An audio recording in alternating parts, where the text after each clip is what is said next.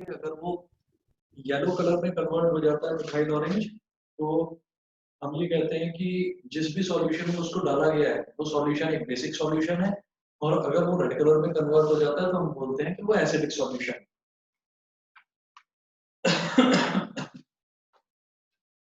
इसके बाद एक क्वेश्चन है, क्वेश्चन नोट करेंगे आप लोग।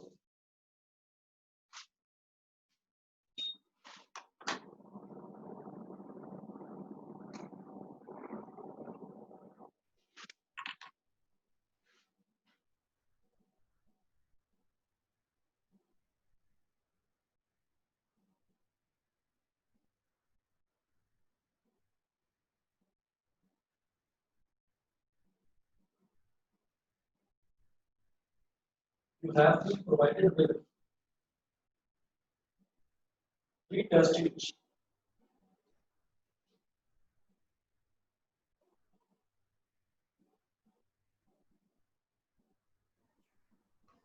Have been provided with three test tubes. First, three test tubes, full stop. One of them contains distilled water.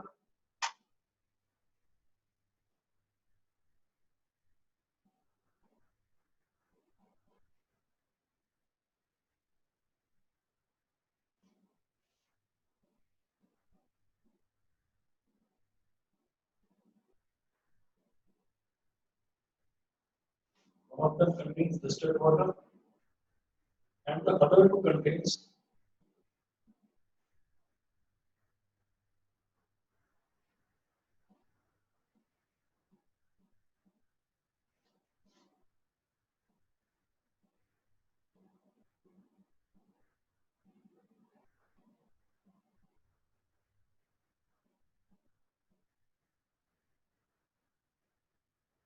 an acidic solution and a basic solution.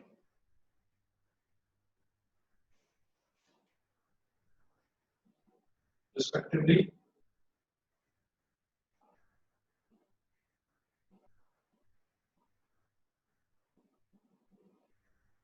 So, if you are given only red litmus paper,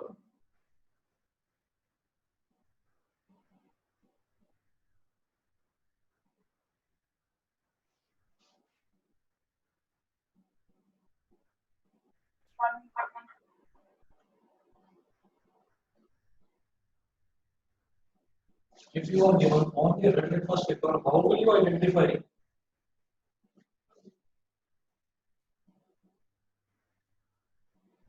sir नमस्ते। Good afternoon.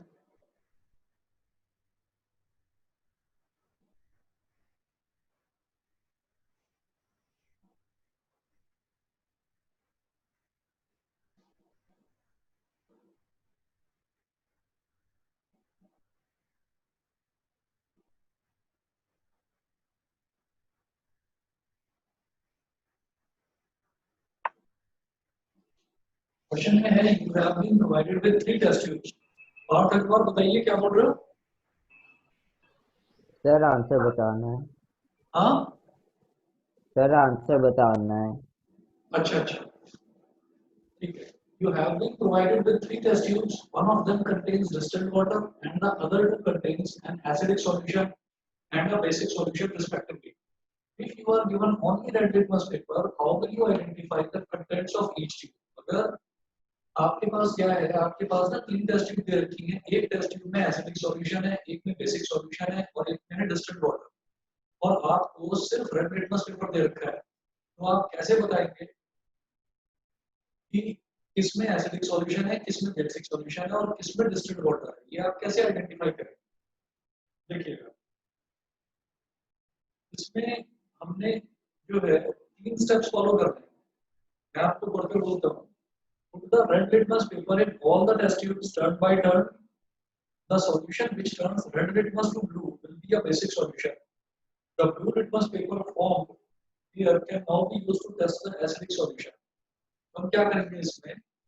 आप ये देखिएगा जो हमको तीन test tubes दे रखी है, हमें क्या करना है कि वो जो तीन टेस्ट ट्यूब्स दे रखी है, हम एक एक करके, हमारे पास रेड लिटमस पेपर दे रखा है सिर्फ सिर्फ रेड लिटमस पेपर है, तो हम एक एक करके उस रेड लिटमस पेपर को तीनों टेस्ट ट्यूब्स में डालेंगे। तो किसी ना किसी एक टेस्ट ट्यूब में ऐसा जरूर होगा कि वो रेड लिटमस पेपर ब्लू में कन्वर्ट हो जाए। हम उस टेस्ट ट्यूब को उठाकर अलग रख देंगे, समझ गए? हम उस टेस्ट ट्यूब को अलग कर देंगे, हम ये बता देंगे कि हाँ यहाँ पर मेरा रेड लिटमस पेपर ब्लू में कन्वर्ट हो गया, तो ये हमारा बेसिक सॉल्यूशन है। अब मेरे पास दो टेस्ट ट्यूब बची। अब वो जो दो टेस्ट ट्यूब है उनमें से मैं एक एक करके दोनों में उसको रेड लिटमस पेपर को डालूंगा, सॉरी ब्लू लिटमस पेपर को डालूंगा। जो रेड लिटमस पेपर है वो ब्लू में कन्वर्ट हो चुका है, तो अब मैं ब्लू को डालूंगा, तो जिसमें भी ब्लू रेड में कन्वर्ट हो जाएगा मैं कहूंगा कि ये एसिडिक सॉल्यूशन है। ठीक उस टेस्ट ट्यूब को भी मैं अलग रख दूंगा। अब जो मेरे पास एक सॉल्यूशन बचा है वो डिस्टिल्ड वाटर ही होगा, जो एक टेस्ट ट्यूब बची। बताइए सभी को क्लियर हो गया ये? Yes sir. ठीक है। यस अब सर। हाँ जी, अब इसके बाद क्या करेंगे? इसके बाद अब मुझे ये तो इंडिकेटर्स हो गए एसिड बेसिस और एसिड्स को और बेसिस को स्टडी करने के, कौन सा एसिड है कौन सा बेसिस है इनको आइडेंटिफाई करने के लिए हो गए। अब इसके बाद क्या है कि अब एसिड्स क्या है, बेसिस क्या है और सॉल्ट्स क्या है। अब जरा इसको डिटेल्स में पढ़ते हैं।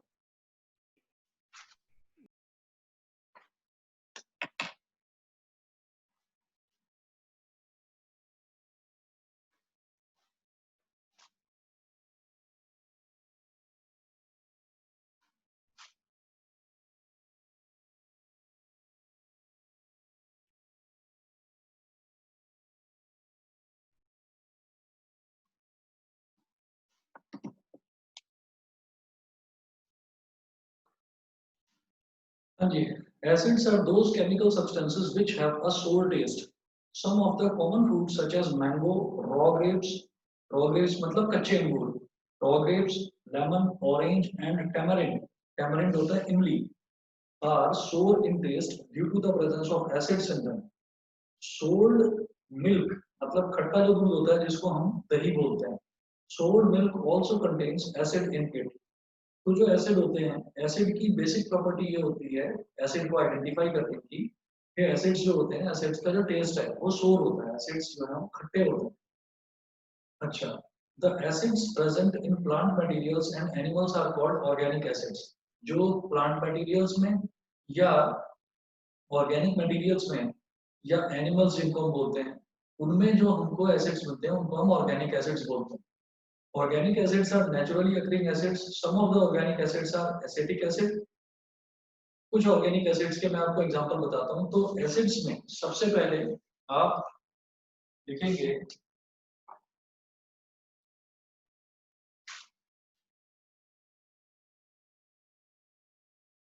Acids are those chemical. बेटा कोई आया है, आप 2 मिनट वेट करिए प्लीज, मैं आ रहा हूँ।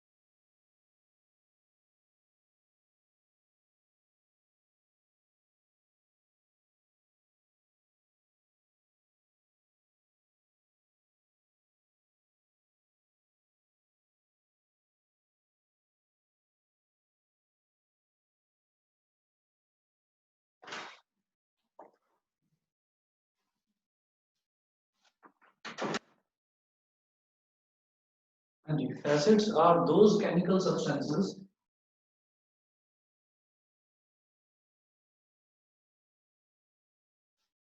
acids are those chemical substances which have a acids are those chemical substances which have a sour taste. पहला ये लिखिएगा which have a sour taste, जिनको अगर मैं टेस्ट करूं तो वो हल्का खट्टापन होता है। दूसरा पॉइंट लिखेंगे acids present in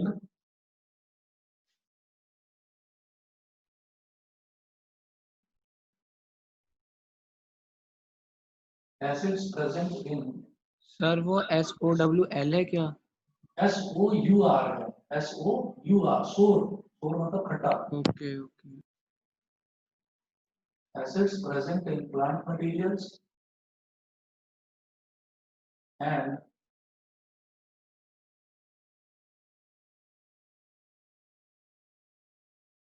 animal materials. Acids present in plant materials and animal materials are called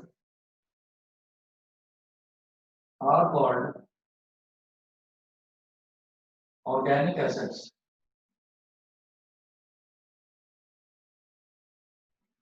Are called organic acids. For example,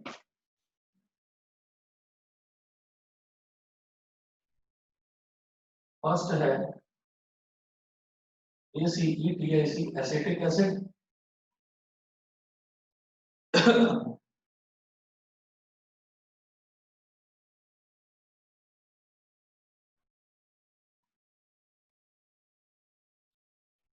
हम बेटा अब पूछ रहे हैं कोरोसिव पार्थ, क्या कोरोसिव लिखकर भेजा आपने?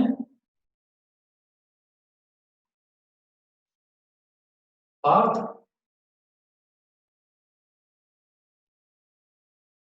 पार्थ मेरी आवाज आ रही है?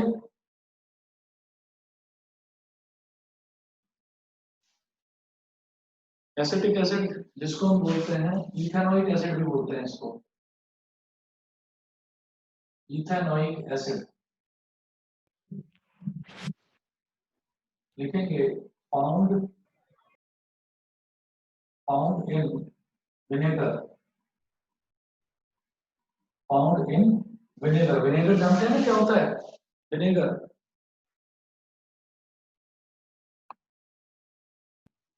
सिरका। सिरका। विनेगर वो चीज होती है जो हम जो ये चाइनीज फास्ट फूड वगैरह होते हैं ना, जैसे ये चाउमीन होती है या मैक्रोनी होती है, तो इनमें जो डाला जाता है उसको विनेगर बोलते हैं, उससे खट्टेपन का स्वाद आता है उसके अंदर। ठीक है, तो acetic acid it is found in vinegar. उसके बाद सेकंड लिखेंगे citric acid, CITRIC, citric acid. Citric acid found in, lemon. हाँ जी, found in fruits like found in fruits like lemon and orange, found in fruits like lemon and orange। Third है lactic acid, curd. हाँ जी, found in curd. Lactic acid found in curd. दिखाई दे रहा है बेटा नीचे तक सभी को? Yes, sir. ठीक है। अच्छा पार्थ अग्रवाल, हाँ बेटा तुमने भेजा है कोरोसिव जो है, एसिड कोरोसिव भी होते हैं। एसिड्स का नेचर होता है कि वो मेटल्स को कोरोड कर देते हैं, मतलब खराब कर देते हैं। ठीक है, अच्छा अभी आएंगे, मैं एसिड्स की सारी प्रॉपर्टीज बताऊंगा। फिलहाल तो बिल्कुल बेसिक डेफिनेशन बता रहे हैं कि एसिड्स क्या होते हैं, और सबसे पहले हम स्टडी कर रहे हैं कि ऑर्गेनिक एसिड्स क्या होते हैं। ऑर्गेनिक एसिड्स जो हैं जो कि नेचर में मेरे को मिलते हैं, आइदर इन प्लांट मटेरियल और एनिमल मटेरियल। उसके बाद पढ़ेंगे सिंथेटिक एसिड। सिंथेटिक एसिड्स की प्रॉपर्टीज इंपॉर्टेंट है। सिंथेटिक एसिड होते हैं मैन मेड एसिड्स। उसके बाद ये थर्ड टाइप का हो गया लैक्टिक एसिड। फिर फोर्थ लिखेंगे tartaric acid,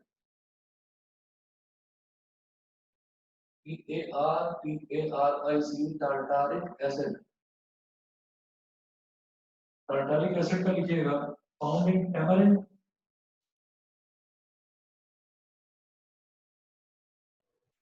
found in tamarind and unripe grapes। इनके Good evening, और sir. हाँ जी बताइए। Good evening sir. Good evening. तुम तो आज आने वाले नहीं थे। हाँ सर, वो मेरी स्कूल की भी क्लास कैंसिल हो गई, फिर मैं आ गई. Okay okay. 6 लिखेंगे फॉर्मिक एसिड फोर्थ था।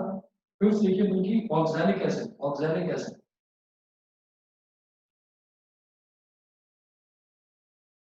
ऑक्सैलिक एसिड में क्या होगा? Found in tomatoes. Found in tomatoes.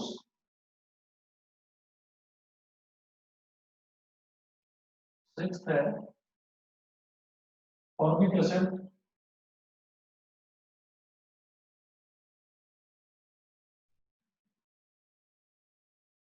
formic acid found in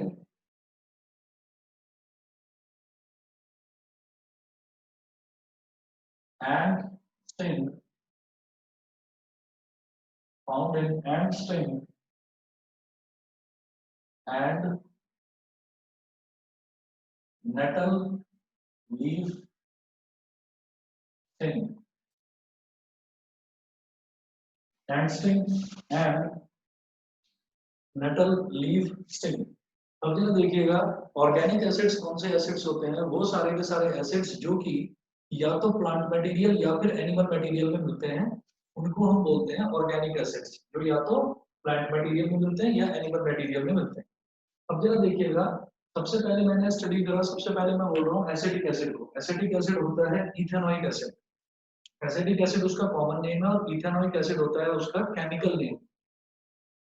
ये मिलता है विनेगर में। विनेगर होता है सिरका, और जो विनेगर होता है, विनेगर जो है वो हमारा fast food, Chinese fast food को खट्टा टेस्ट देने के काम आता है। तो एक तो ये चीज हो गई। दूसरा होता है सिट्रिक एसिड। सिट्रिक एसिड मिलता है मेरे को कुछ फ्रूट्स में, जैसे कि लेमन और ऑरेंज। थर्ड होता है लैक्टिक एसिड। लैक्टिक एसिड जो है वो वाला खट्टापन जो दही में होता है, it is found in curd. फिर फोर्थ है tartaric acid. Tartaric acid is found in tamarind यानी कि इमली और अनराइप ग्रेप्स। जो कच्चे अंगूर और इमली में जो हल्का खट्टापन होता है, वो खट्टापन होता है बिकॉज ऑफ टार्टारिक एसिड, उसमें होता है टार्टारिक एसिड। फिफ्थ है ऑक्सैलिक एसिड। जो टमाटर होते हैं, टमाटर हम खाते हैं, टमाटर में खट्टापन होता है, तो टमाटर का जो खट्टापन होता है this is because of oxalic acid. ये ऑक्सैलिक एसिड की वजह से होता है। और सिक्स्थ है फॉर्मिक एसिड। अगर मान लीजिए कभी आप में से किसी बच्चे को चींटी ने काटा हो, तो चींटी जो काटती है ना, एंट स्टिंग, उसकी वजह से जो हमको एकदम से जलन सी होती है, तो that burning sensation is because of formic acid. तो उसका जो वो जो काटती है उस वो जो काटती है उसकी वजह से जो हमारी बॉडी में इंजेक्ट हो जाता है, दैट इज फॉर्मिक एसिड। तो उसकी वजह से जलन होती है। एक होता है प्लांट जिसकी नेटल लीफ होती है। नेटल एक प्लांट होता है, उसकी जो लीफ होती है, उसमें भी अगर बाई चांस गलती से हमारे हाथ कहीं पर टच हो जाए, तो हमको हाथ में बड़ी जलन होती है। तो उसमें भी जो है यही होता है, फॉर्मिक एसिड। ठीक है। अच्छा, उसके बाद अगर मान लीजिए हम इनमें से किसी भी एसिड को, इनमें से किसी भी चीज को अगर मान लीजिए हम चख लेते हैं या खा लेते हैं, तो हमको कोई प्रॉब्लम नहीं होती, क्योंकि ये जितनी भी चीजें हैं, ये सारी की सारी चीजें जो हैं ये नेचुरली अकरिंग चीजें हैं। तो इनको टेस्ट करने से या इनको खा लेने से हमें कोई प्रॉब्लम नहीं होगी। उसके बाद हम बात करते हैं, ये तो नेचुरली अकरिंग एसिड्स हो गए, फिर हम बात करते हैं मिनरल एसिड्स। ठीक है। तो अब आप लिखिएगा those acids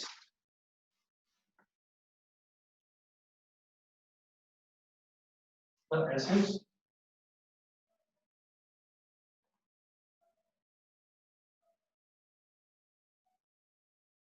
the acids prepared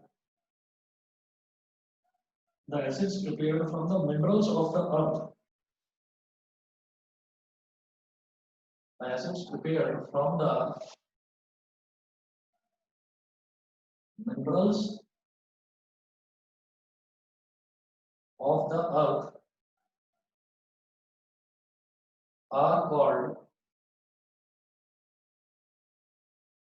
mineral acids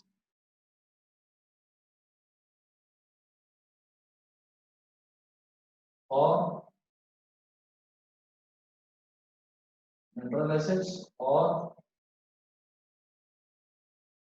man-made acids और synthetic acids. Synthetic acids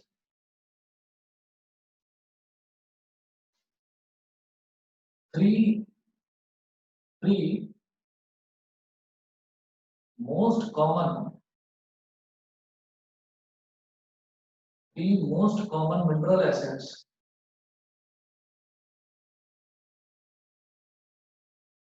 are the most common mineral acids are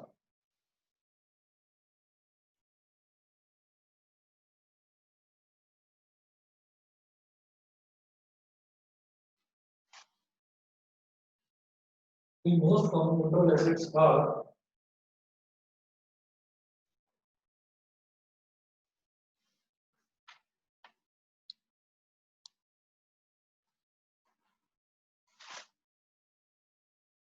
first लिखेंगे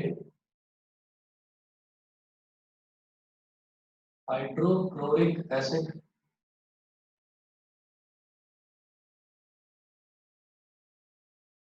HCl, hydrochloric acid HCl।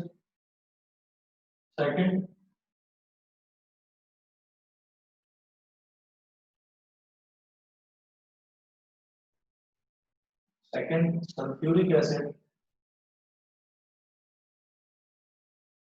H2SO4 और थर्ड नाइट्रिक एसिड HNO3।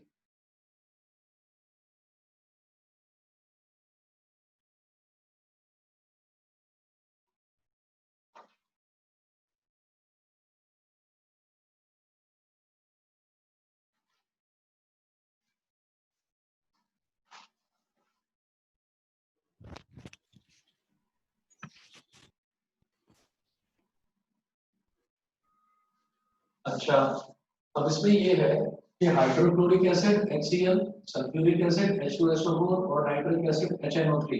ठीक है, ये सारे के सारे एसिड्स कौन से एसिड्स होते हैं? जो मैन-मेड एसिड्स होते हैं। मैन-मेड एसिड्स का मतलब क्या है कि इनको जो नेचुरली अकरिंग सब्सटेंसेस हैं, नेचुरली अकरिंग सब्सटेंसेस की हेल्प से हम लेबोरेटरी में प्रिपेयर कर सकते हैं। हाइड्रोजन की हेल्प से, क्लोरीन की हेल्प से मैं हाइड्रोक्लोरिक एसिड को प्रिपेयर कर सकता हूँ। हाइड्रोजन, सल्फर और ऑक्सीजन की हेल्प से मैं H2SO4 को प्रिपेयर कर सकता हूँ और हाइड्रोजन, नाइट्रोजन और ऑक्सीजन की हेल्प से मैं नाइट्रिक एसिड को प्रिपेयर कर सकता हूँ। लेकिन इसमें एक एक्सेप्शन होता है हमारा HCl। HCl क्या है? ये HCl मैन-मेड एसिड तो है ही, मतलब मैं इसको लेबोरेटरी में तो प्रिपेयर कर ही सकता हूँ, लेकिन ये नेचुरली भी मिलता है। नेचुरली कहाँ मिलता है? ये हमारे स्टमक में होता है, हमारी बॉडी में होता है। तो HCl जो है, HCl किस चीज के काम आता है? HCl हमारे फूड को डाइजेस्ट करने में काम आता है। आप सब लोगों को पता भी होगा कि हमारी बॉडी में जो फूड डाइजेस्ट होता है, that is because of HCl। अच्छा, रही बात दूसरे जो हमने ऑर्गेनिक एसिड्स देखे हैं, जैसे ये फॉर्मिक एसिड है। फॉर्मिक एसिड नेचुरली मिलता है, लेकिन अगर हम चाहें तो फॉर्मिक एसिड को भी हम लेबोरेटरी में प्रिपेयर कर सकते हैं। ठीक है, तो ये कुछ एक्सेप्शंस इसमें होती हैं। जैसे मान लीजिए फॉर्मिक एसिड है, तो फॉर्मिक एसिड को मैं लेबोरेटरी में प्रिपेयर कर सकता हूँ, लेकिन ये चीज मेरे को नेचुरली भी मिलती है। ऑक्सैलिक एसिड ये मेरे को नेचुरली मिलती है, इसको मैं लैब में प्रिपेयर नहीं कर सकता। टर्टेरिक एसिड इसको मैं लैब में प्रिपेयर नहीं कर सकता, नेचुरली मिलती है। लैक्टिक एसिड को भी लैब में प्रिपेयर नहीं करा जा सकता। सिट्रिक एसिड को भी लैब में नहीं प्रिपेयर कर सकते। एसिटिक एसिड जो है वो इथेनॉइक एसिड होता है, उसको भी हम लैब में प्रिपेयर कर सकते हैं। तो कुछ कुछ एक्सेप्शंस भी केमिस्ट्री में हम जो जो चीजें पढ़ते चलते हैं, तो कहीं ना कहीं कोई ना कोई एक्सेप्शन भी होती है। हार्ड एंड फास्ट रूल यहाँ पर कहीं भी फॉलो नहीं होता। ठीक है, तो हम एक जनरल आइडिया लेकर चलते हैं कि हमारा ऑर्गेनिक एसिड्स वो हैं जो लेबोरेटरी में प्रिपेयर नहीं होते, और मैनमेड एसिड्स वो हैं जो लेबोरेटरी में प्रिपेयर होते हैं। अच्छा, अब उसके बाद में जो एसिड्स होते हैं, एसिड्स की एक प्रॉपर्टी होती है कि अगर मान लीजिए हम एसिड को टच करेंगे, खास तौर पर ये जो मैनमेड एसिड्स हैं, ये जो मिनरल एसिड्स हैं, इनकी खास प्रॉपर्टी होती है कि अगर मान लीजिए हम इनको टच करेंगे तो हमारे हाथ पर या स्किन पर, जहां से भी हम इनको टच करेंगे, वहां पर सीवियर बर्न्स होने के चांसेस होते हैं, वहां पर सीवियर बर्न्स होने के चांसेस होते हैं। तो कंसंट्रेटेड जो एसिड होते हैं, तो कंसंट्रेटेड एसिड में हमेशा खतरा बना रहता है कि हम अगर उनको टच करेंगे तो हमें कहीं पर भी, जहां से भी हम उसको टच करेंगे वहां पर जल सकते हैं। तो हमें इसमें क्या ध्यान रखना होता है कि हम लैब में जो भी एक्सपेरिमेंट करेंगे यूजिंग दीज मिनरल एसिड्स, मैं पहले उनको डाइल्यूट कर दूंगा। अब डाइल्यूट करने का एक तरीका होता है। डाइल्यूट कैसे करा जाता है? एसिड में पानी मिलाकर, बताइए Yes, sir. Yes, sir. बताइए काव्या, काम्या, एसिड में पानी मिलाकर डाइल्यूट करते हैं? Yes, sir. ठीक है, तो आप सब लोग इस चीज को ध्यान रखिए कि एसिड में पानी मिलाकर डाइल्यूट नहीं करा जाता, पानी में एसिड मिलाकर डाइल्यूट करा जाता है। दोनों में बहुत फर्क है, समझ रहे हैं? ये मालूम है सबको कि नहीं? Yes, sir. Yes, sir. जब डाइल्यूट करते हैं तो कभी भी एसिड में पानी नहीं मिलाते, पानी में एसिड मिलाते हैं। अब मैं आपको बताता हूँ कि किस तरीके से ये प्रोसेस होता है और ऐसा करते क्यों हैं।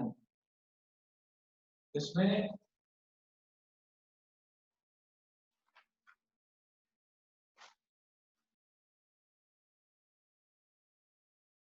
इसमें जो है, पहले 2-3 डेफिनेशन आप लिख लीजिए। मैं ज्यादा लंबी डेफिनेशन नहीं लिखवाऊंगा, शॉर्ट में लिखवाऊंगा और नोट्स में आपको व्हाट्सएप करूंगा इसके, ठीक है? क्योंकि इसमें थ्योरेटिकल पोर्शन काफी है, तो इसके नोट्स में आपको व्हाट्सएप करूंगा जो आप प्रॉपर्ली अपनी नोटबुक में बना लेंगे। नोटबुक में लिखेंगे। Yes, sir. हाँ जी, Yes, sir. Okay.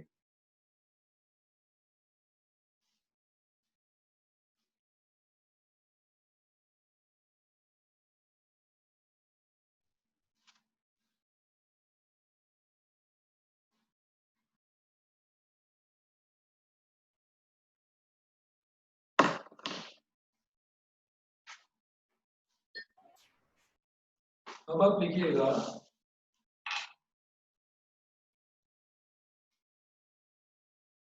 Strong acids,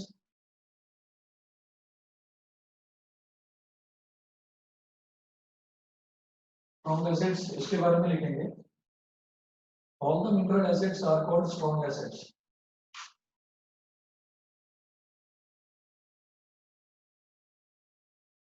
all the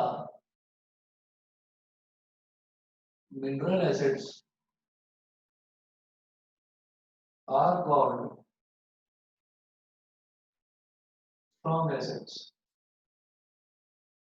फिर लिखिएगा weak acids।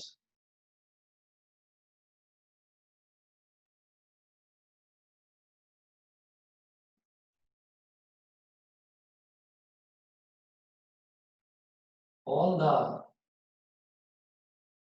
organic acids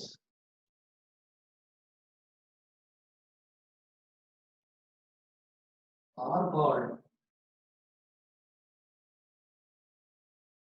all the organic acids are called weak acids। जितने भी ऑर्गेनिक एसिड्स होते हैं ये वीक एसिड्स होते हैं, ठीक है? अच्छा, उसके बाद हम यहाँ पर लिखेंगे, क्योंकि एक एक्सेप्शन भी होती है। Sir, हाँ, sir, mineral acid की जगह man-made acids आ सकते हैं? सिंथेटिक एसिड भी डाल सकते हो, मैग्नेटिक एसिड भी डाल सकते हो, कोई प्रॉब्लम नहीं। Okay, sir. फिर एक एक्सेप्शन लिखेंगे, एक्सेप्शन है carbonic acid, CARBONIC, carbonic, carbonic acid. Bracket में लिखिएगा फॉर्मूला इसका H2CO3। Carbonic acid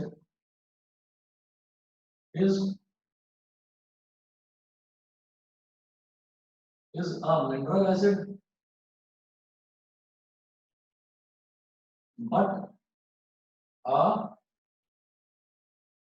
weak acid। ये एग्जाम एक्सेप्शन हो गया कि कार्बोनिक एसिड H2CO3 ये मिनरल एसिड होता है, मतलब मैन मेड एसिड होता है, लेकिन खतरनाक नहीं होता, ये स्ट्रॉन्ग नहीं होता, ये वीक एसिड होता है, ठीक है? उसके बाद अगला लिखेंगे concentrated acids.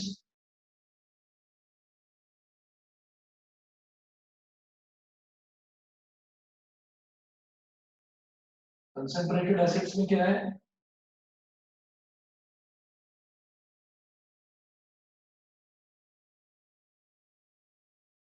a concentrated acid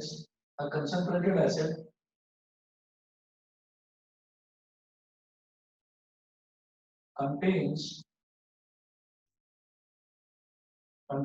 the minimum possible amount of water. Contains the minimum possible amount of water in it. Minimum possible amount of water in it. उसके बाद लिखेंगे dilute acid.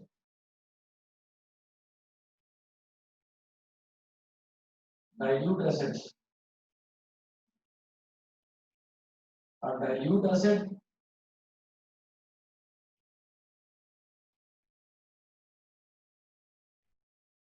contains much more water in it.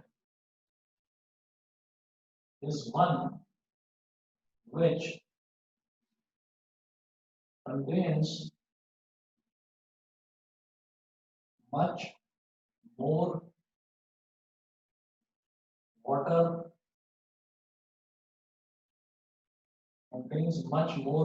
in it. जिसमें बहुत ज्यादा पानी होता है उसको हम बोल देते हैं डाइल्यूट एसिड. ठीक है. उसके बाद एक क्वेश्चन है how to dilute a concentrated acid. सिर्फ क्वेश्चन लिखेंगे, आंसर नहीं लिखना है उसका.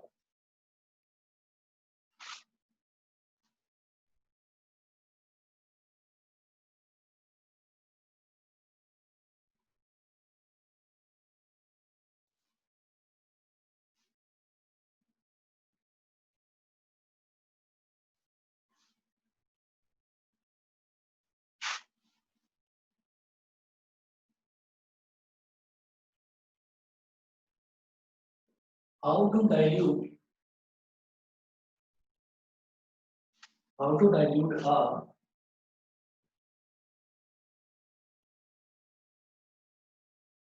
dilute a concentrated acid.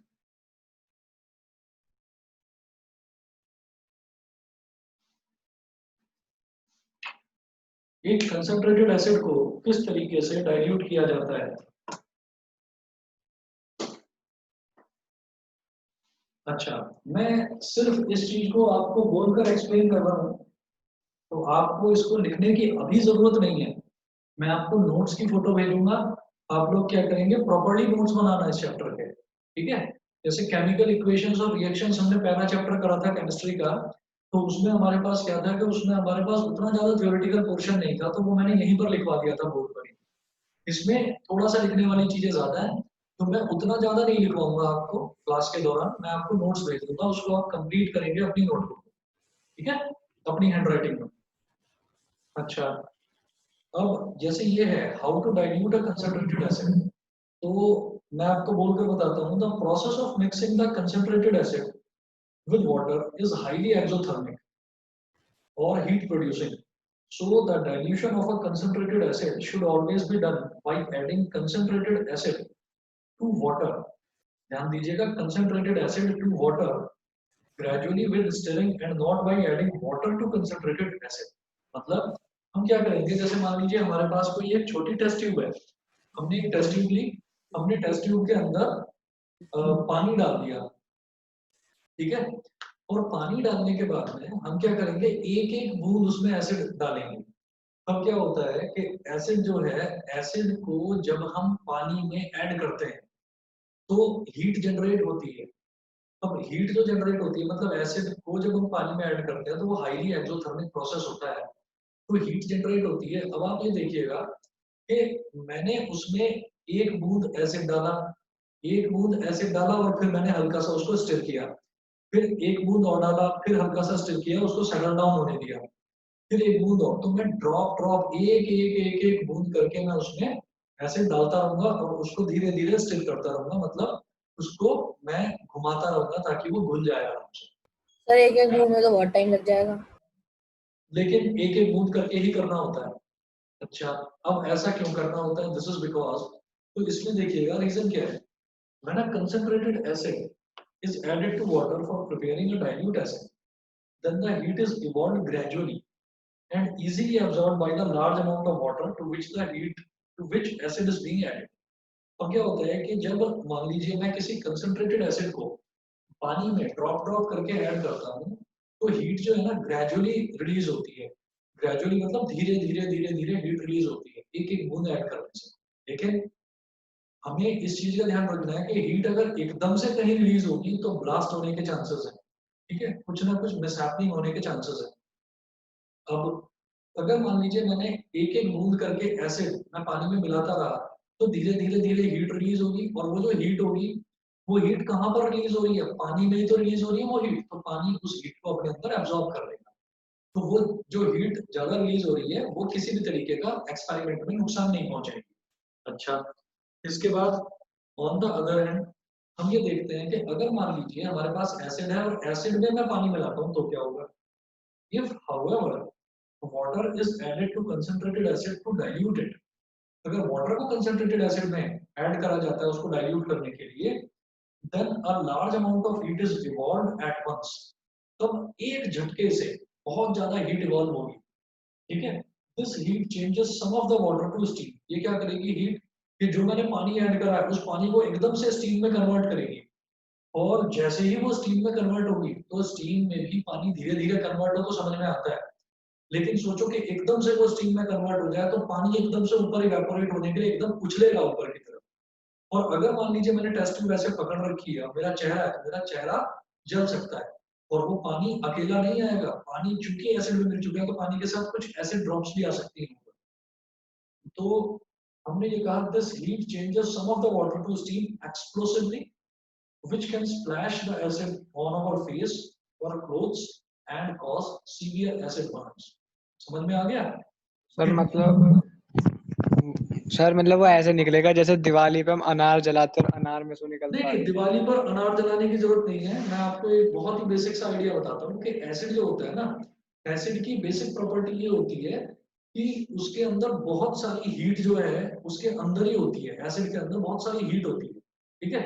लेकिन जैसे मान लीजिए आप सब बच्चों ने बचपन में शायद ये थोड़ा बहुत ये करा होगा कारनामा अपने घरों में कि जैसे मम्मी किचन में खाना बनाती है तो आप लोगों ने क्या करा होगा कि जो तवा होता है ना जिस पर रोटी बनाते हैं, ठीक है, हमने तो कराया बचपन में कई बार और पिटे भी हैं, हमारी इन हरकतों पर पिटाई भी होती थी।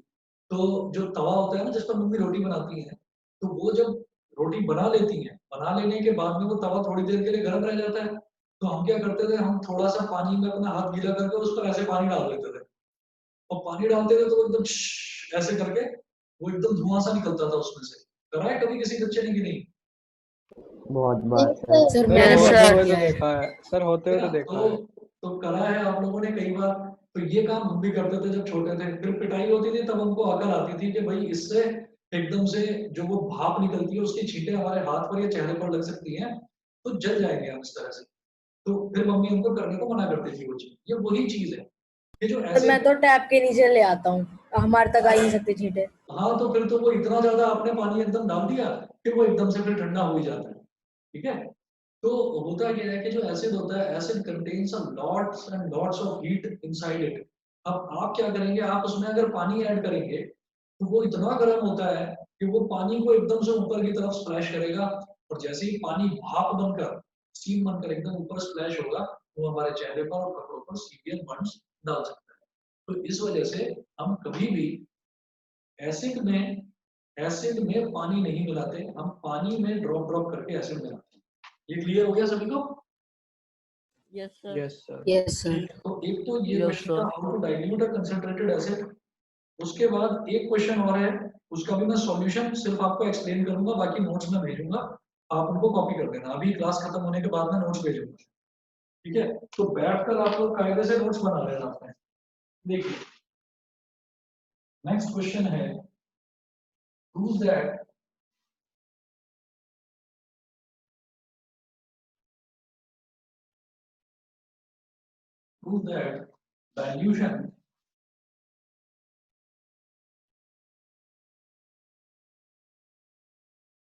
dilution of a concentrated acid Prove that dilution of a concentrated acid is an exothermic process. Is an exothermic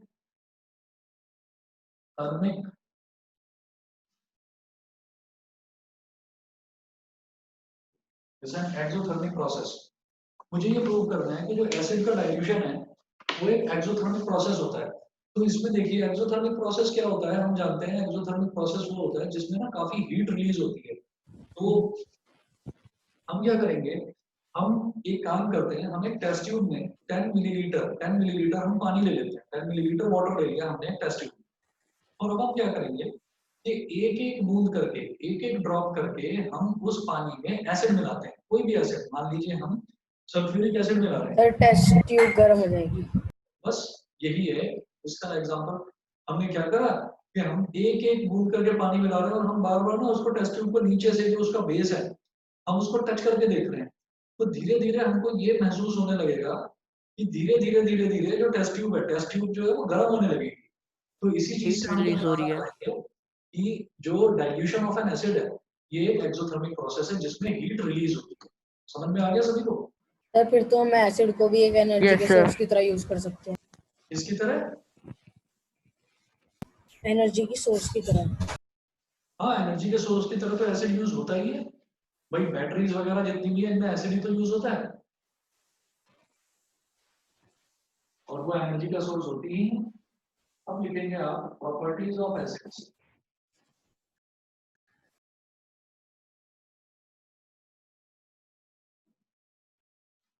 तो प्रॉपर्टीज ऑफ एसिड्स, अब देखिएगा इसमें जैसे हम प्रॉपर्टीज देखेंगे तो पहली प्रॉपर्टी है इसकी सोर टेस्ट। सोर टेस्ट का मतलब एसिड का जो टेस्ट है, अगर हम उसको टेस्ट करने की कोशिश करेंगे तो एसिड का जो टेस्ट है वो खट्टा होता है, सोर टेस्ट, पहली प्रॉपर्टी। दूसरी, turns blue litmus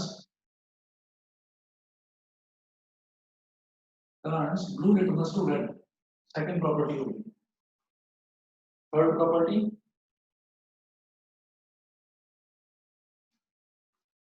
acid solutions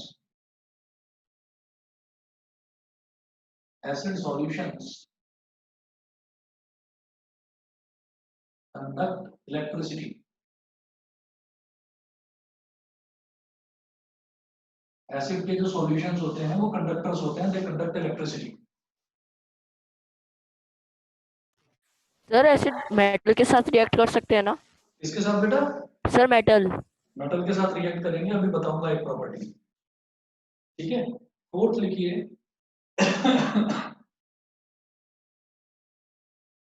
they react with, लिखने की जरूरत नहीं है, समझते जाओ, नोट्स तो मैं आपको भेजूंगा। They react with metals. Sir मैंने तो लिख लिया तो ठीक है, कोई बात नहीं, आप प्रॉपर नोट्स बना लेना। मैं बहुत शॉर्ट में लिखवा रहा हूँ यहाँ पर, नोट्स में प्रॉपर्ली एक्सप्लेन कर रखी है एक एक चीज। तो आपके पास जो नोट्स प्रिपेयर होंगे ना तो एग्जाम में तैयारी करने में बड़ी आसानी होगी। We react with metals to form hydrogen gas. जब भी कोई भी एसिड मेटल के साथ में रिएक्ट करता है तो हाइड्रोजन गैस बनती है। मतलब रिएक्शन क्या होगा कि metal plus acid gives salt plus hydrogen gas। gives salt plus hydrogen gas। Fourth property ये हुई। और इसका एग्जांपल हम लिख सकते हैं कि zinc Zn plus H2SO4 gives ZnSO4 plus H2। ZnSO4 plus H2। और ये एक इसका एग्जांपल हो गया। एग्जांपल है तो जैसे मैंने रिएक्शन लिखा, रिएक्शन को बैलेंस करने का काम आपका है, बैलेंस आप कर देना। मैंने आपको बताया कि कोई भी जो रिएक्शन है वो जब तक मैं बैलेंस नहीं करता तब तक उस रिएक्शन को कंप्लीट नहीं माना जाता। और सर ये तो बैलेंस्ड है। ये बैलेंस है तो ठीक है, फिर कोई प्रॉब्लम ही नहीं। अच्छा, और इसको अगर मैं एक्सपेरिमेंट करने की कोशिश करूं, मैं अगर ये देखना चाहता हूं कि अगर मान लीजिए मेटल का हम किसी भी एसिड का मेटल के साथ में रिएक्शन कराते हैं तो सर यहाँ तो डिस्प्लेसमेंट रिएक्शन। हाँ, ये डिस्प्लेसमेंट रिएक्शन है। अगर मेटल का हम किसी भी एसिड के साथ में रिएक्शन कराते हैं तो हाइड्रोजन गैस रिलीज होगी, ये हमको पता कैसे चलेगा? हमें एक बेसिक प्रॉपर्टी याद रखनी है कि जो हाइड्रोजन गैस होती है, हाइड्रोजन गैस के जो बबल्स होते हैं ना, अगर उनके पास मैं कैंडल लेकर आऊंगा तो they always burn with a pop sound. Pop समझते हैं आवाज? Yes sir. पॉप, हाँ, पॉप आवाज जो होती है वो पॉप साउंड के साथ में, जैसे जैसे मैं सर पॉप अप नहीं होते छोटे छोटे पटाखे से फेंकने वाले वही? छोटे से वो पॉपअप साउंड होती है उसमें, ठीक। तो इसमें एक छोटा सा एग्जांपल है, बहुत डिटेल में मैंने इसमें दे रखा है नोट्स में, वो आप देखिएगा। मैं आपको एक छोटा डायग्राम बनाकर उस चीज को एक्सप्लेन करता हूँ, ठीक कैसे है। वो डायग्राम भी अभी बनाना नहीं है आपको, आप बस देख लीजिए और समझ लीजिए कि मैं क्या समझाना चाह रहा हूँ, ठीक है। एक मिनट बस।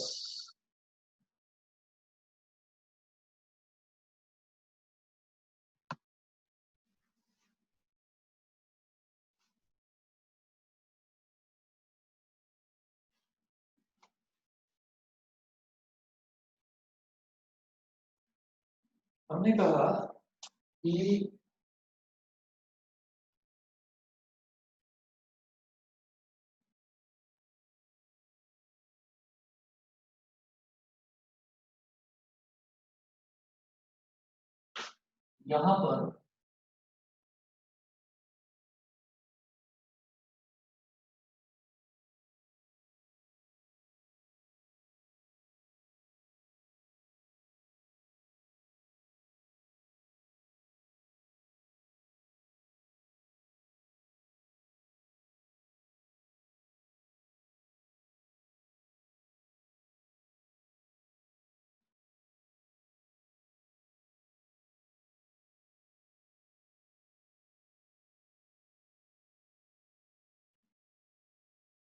यहाँ पर ये टेस्ट ट्यूब है, टेस्ट ट्यूब के ऊपर हमने एक रबर कॉर्क लगा दी,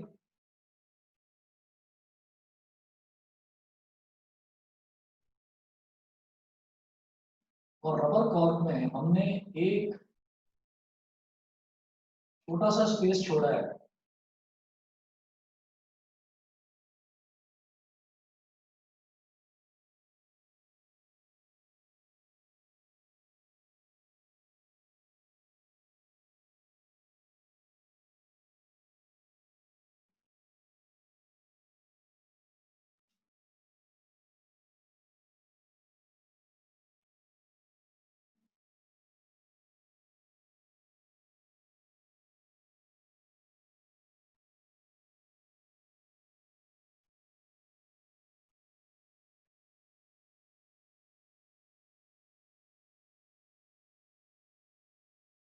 इसमें है सोप सॉल्यूशन,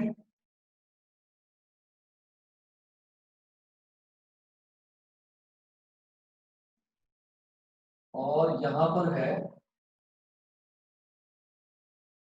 कोई गैस होगी। यहाँ पर है हमारे पास डाइल्यूट H2SO4,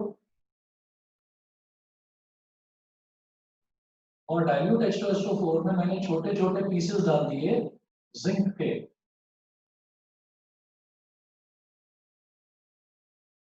ये जो है ये है जिंक ग्रैन्यूल्स, हमने जिंक के छोटे छोटे इसमें पीसेस डाल दिए। तो यहाँ से गैस इवॉल्व होगी। अब हमें कैसे पता चले कि वो जो गैस है वो हाइड्रोजन गैस ही है? वो कैसे पता चलेगा? कि जैसे मान लीजिए हमने यहाँ पर ये सोप सॉल्यूशन है, तो सोप सॉल्यूशन आपने वो बचपन में वो खेल देखा होगा जिसमें एक कंटेनर लेते हैं, उसमें सोप सॉल्यूशन होता है और हमें छोटा सा पाइप लेकर और ऐसे फूंक मारते हैं तो वो सोप के बबल्स उड़ते हैं हवा में, ठीक है। तो वो जो है वही काम यहाँ पर है कि जब यहाँ से कोई गैस निकलेगी, बेसिकली मैं फूंक मारता हूँ तो मेरे मुंह से गैस निकलती है, गैस निकलती है तो वो जो गैस है वो उस सोप का बबल बन जाता है और बबल बन के हवा में उड़ने लगता है। वो देखकर बच्चों को बड़ा मजा आता है कि वाह बबल्स उड़ रहे हैं, बड़ा फन हो जाता है उनके लिए। वही चीज है यहाँ पर भी, कि यहाँ पर क्या है कि डाइल्यूट H2SO4 है, उसमें जिंक ग्रैन्यूल्स हमने मिक्स कर दिए। तो जिंक ग्रैन्यूल्स मिक्स करने से यहाँ से गैस इवॉल्व होती है। वो जो गैस है वो इस ग्लास ट्यूब के थ्रू यहाँ पर जाती है सोप सॉल्यूशन में, और फिर यहाँ पर बबल्स उठने शुरू होते हैं, और वो बबल्स हवा में रिलीज होते हैं ऐसे। सर इसीलिए पानी में भी बबल्स उठते हैं। हाँ पानी में भी इसीलिए बबल्स उठते हैं। हाँ, पानी में भी इसीलिए उठते हैं। तो ये जो बबल्स हैं, अगर मैं इसके पास एक बर्निंग कैंडल लेकर आऊंगा, एक बर्निंग कैंडल लेकर आऊंगा, तो ये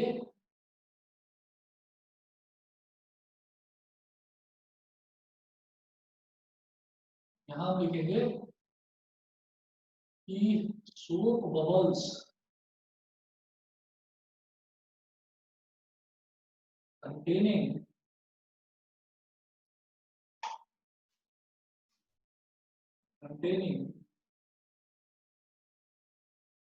hydrogen burns with a pop sound। ठीक है, soap bubbles containing hydrogen burns with a pop sound। तो ये पॉप साउंड होती है, और पॉप साउंड के साथ में ये बर्न होते हैं। ठीक है, ये सबको समझ में आ गया? Yes sir. Yes sir. हाँ जी। तो मेटल्स का जब एसिड के साथ रिएक्शन होता है तो उससे हाइड्रोजन गैस ही रिलीज होती है। ये कैसे पता चला कि वो जो हाइड्रोजन गैस वाले जो बबल्स निकले ना सोप सॉल्यूशन से, जो वो बबल्स निकले, वो बबल्स बर्निंग कैंडल अगर मैं उसके पास लेकर आया तो वो पॉप साउंड के साथ में बर्न होते हैं विद अ लिटिल एक्सप्लोजन। ऐसा लगता है जैसे हल्का सा कोई छोटा सा पटाखा फूटा हो, तो ऐसी आवाज आती है। तो ये जो प्रॉपर्टी होती है कि hydrogen containing bubbles pop sound के साथ में तभी जलते हैं, तभी बर्न होते हैं जब उसके अंदर हाइड्रोजन होती है। तो ये हाइड्रोजन गैस की प्रॉपर्टी होती है। तो इस एक्सपेरिमेंट से ये चीज पता चली है। ठीक है, अब मैंने इस चैप्टर के लगभग लगभग जो अभी जो टोटल नोट्स हैं, उन टोटल नोट्स में से आपको 7 पेजेस मैंने करा दिए हैं। तो उन 7 पेजेस की मैं आपको अभी 5 मिनट में फोटोग्राफ भेज रहा हूँ, और आप शुरू से लेकर और अब तक सारे नोट्स उसके आप बना लीजिए, कंप्लीट कर लीजिए। और वो करने के लिए आपके पास 2 दिन है, क्योंकि अगले 2 दिन में मैथ्स कराऊंगा। ठीक है बेटा, तो इतना कर लीजिए आप। ठीक है, आज के लिए बस इतना ही है। Thank you sir. ओके बेटा, okay thank you sir. Thank you sir. Okay.